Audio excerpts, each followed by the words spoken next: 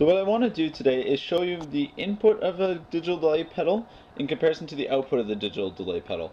And now as you can see, this is a Boss DD7 digital delay. So it's got some cool features such as the analog and the reverse and the modulation feature. So I'm really excited to show you those waveforms.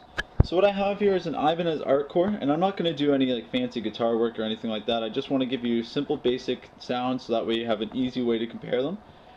And so what I have here is on my oscilloscope is channel 1, which is the input of the guitar, and channel 2, which is the output of the guitar.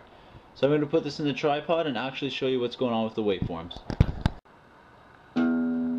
So what I'm doing here is I'm playing it through the modulate feature, and as you can see it sort of pulsates the wave, which gives that really nice tone when you run it through an amp. And all my other settings are set at exactly at the halfway point. So that way it's very consistent in all the actual comparisons. So the next waveform I want to show you is the actual analog on this pedal, which is a really unique one. So as you can see, it really does a lot. You can see the delay in the pedal and the actual replication it does and how often. I got the actual the occurrence of this, so the occurring max and min, totally to the minimum, so it's happening the most. That way you can actually really see it. And if I back that off right now, you're going to see that it doesn't occur as often.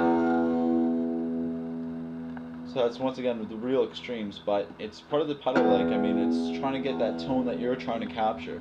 And it really does give you a lot of abilities. Now this feature is sort of an odd one. It's the reverse, and it sort of just plays back what you just played, and it sort of overdubs it. So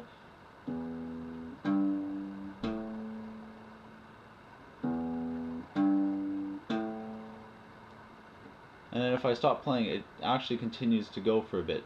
So like I said, it sort of just scrolls through it. So it's a really weird ability of this actually.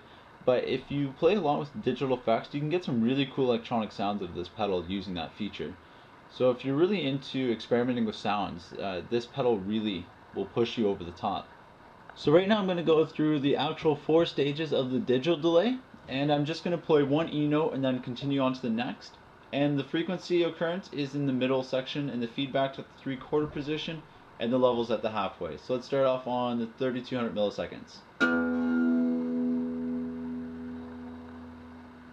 Now if we switch that to the 800 milliseconds, as you see our waveform's getting a lot more busier. And if we go down to the 200, do it once more, you can see a lot more waves occurring inside that.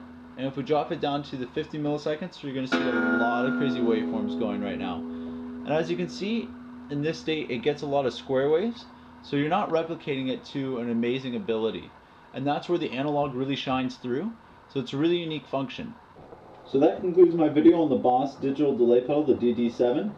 Hopefully I shed some light on the subject of what this pedal actually does in comparing the input to the output waveforms. If you have any questions, please post them in the comments below. But thanks for watching and have yourself a great day.